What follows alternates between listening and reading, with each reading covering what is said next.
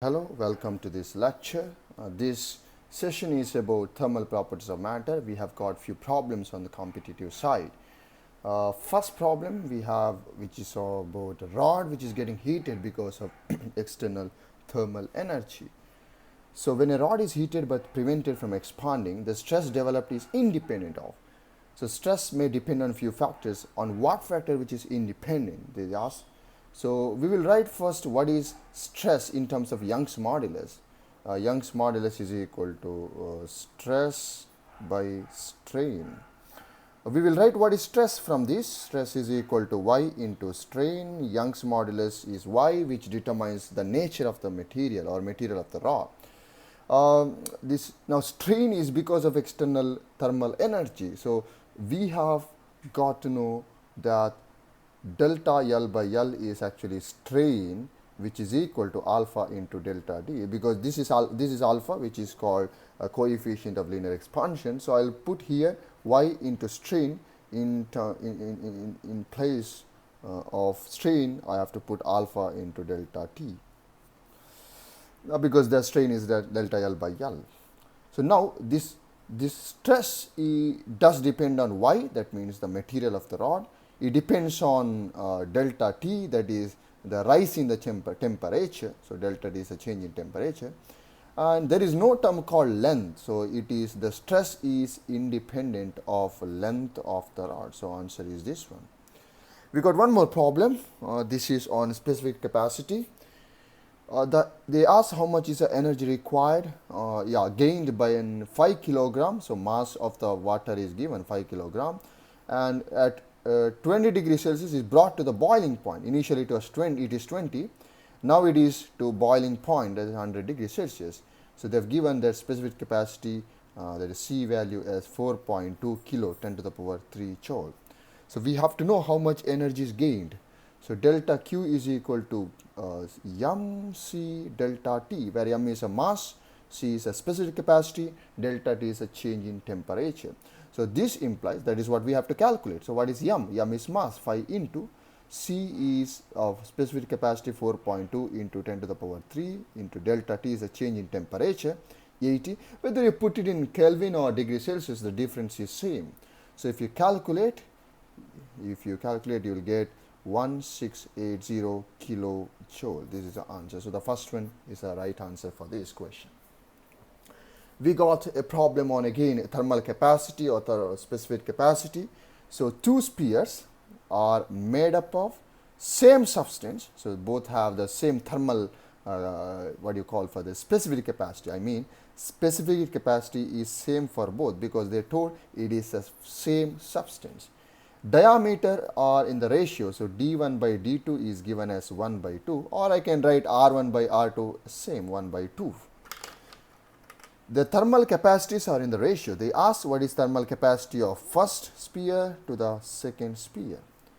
We know that thermal capacity is equal to mass of the substance into specific capacity. So for any given substance, we can define thermal capacity. You just multiply mass of the substance with the constant value for that substance. We call it as the specific capacity C. Now if you take the ratio, so mass m1 by m2, I don't have to take C1 by C2 because it is made up of same substance. So thermal capacity for both the substances are same. I mean both the spheres are same. So it C by C just cancel each other. So you got mass ratio only. But given that the density, not density, it's a diameter ratio 1:2, we have to write this mass in terms of diameter.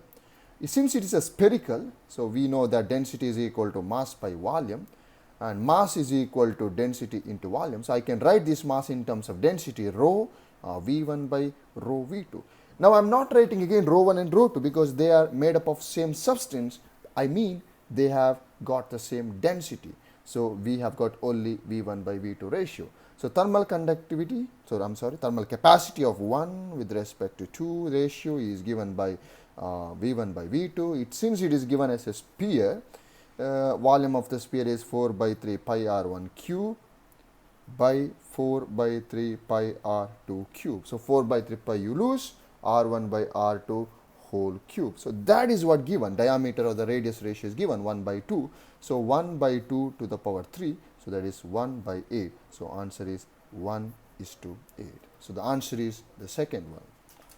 So we got problem on thermal conductivity here. We got two cylindrical rods. One is having the length L1, another one is having the length L2. Radius of first one is R1, the radius of the second one is R2. They are made up of different substances. So the first one has got thermal conductivity K1 and the second one is of K2.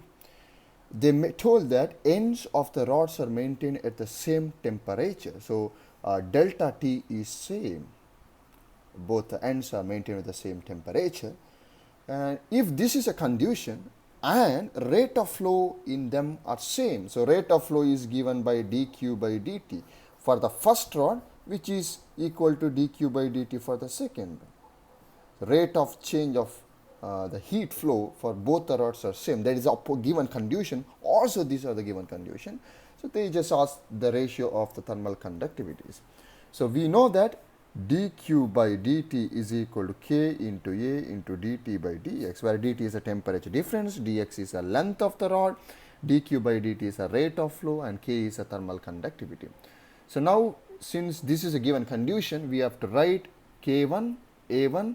So dt, there is no 1 2 because both the rods are maintained at the same temperature difference, by dx is the length of the first one, is that is L1, is equal to, for the second rod, thermal conductivity is K2, area is A2, temperature difference is same, and length is L2. We want what is K1 by K2, so K1 by K2, that is what we want, is equal to dt cancel anyway because temperature difference is same. You are left with A2 by A1, this you take up, L1 by L2. So area ratio is not given, but anyway the radius is given, information about radius. Since it is a cylindrical, we know that area is equal to pi r square. So pi r2 square by pi r1 square into L1 by L2.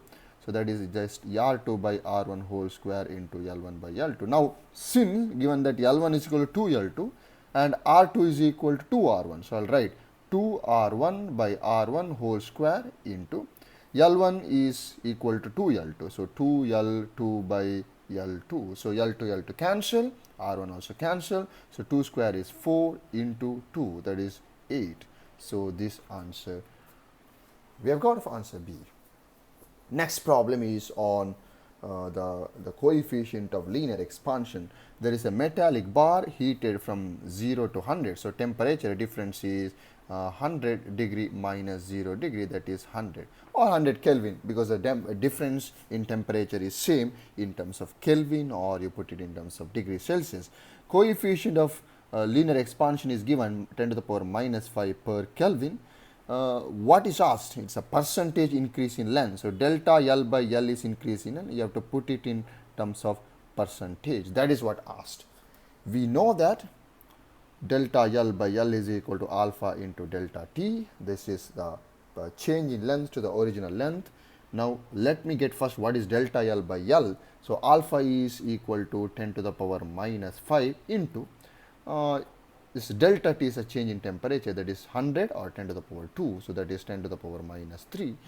Since they asked the change in length in terms of percentage, we have to multiply 100 and put it in terms of percentage. So that is 10 to the power minus 3 we have got, and multiply 100, that is 10 to the power 2. So we will get 10 to the power minus 1 percentage. So that is 0.1 percentage. So answer is the second one. Now we got a rectangular block which is heated from 0 to 100 degree. Percentage increase in length is 0.10. What will be the percentage increase in volume? So we know that alpha is a coefficient of linear expansion, beta is a coefficient of areal expansion, and the gamma is a coefficient of volume expansion. We know that gamma is equal to just 3 times of alpha. Delta L by L is equal to alpha into delta T, and another side delta V by V is equal to beta into delta T. So percentage increase in length is given as 0.1. So obviously volume is actually 3 times, because we got to know that gamma is, there is a mistake. So this should be gamma, right? It's about volume coefficient of linear expansion. Gamma is equal to 3 times of alpha. So you will have to write just 3 times of percentage increase in length, 0.1 percentage, that is 0.3 percentage. So answer is the C. Last question in this session. A beaker is completely filled with water till the top, it is completely filled, maybe some volume V, and the temperature of the water is 4 degrees Celsius. It will overflow if there are different conditions. It is heated above 4, it is cooled below 4, it can be heated and cooled at 4 degrees Celsius, and none of the above.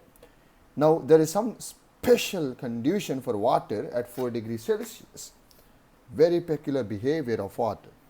If you plot the graph, volume versus temperature of water, and at 4 degrees Celsius, you will get the minimum volume, and either sides you get the increase in volume. That means now the container or beaker is filled at 4 degrees Celsius completely.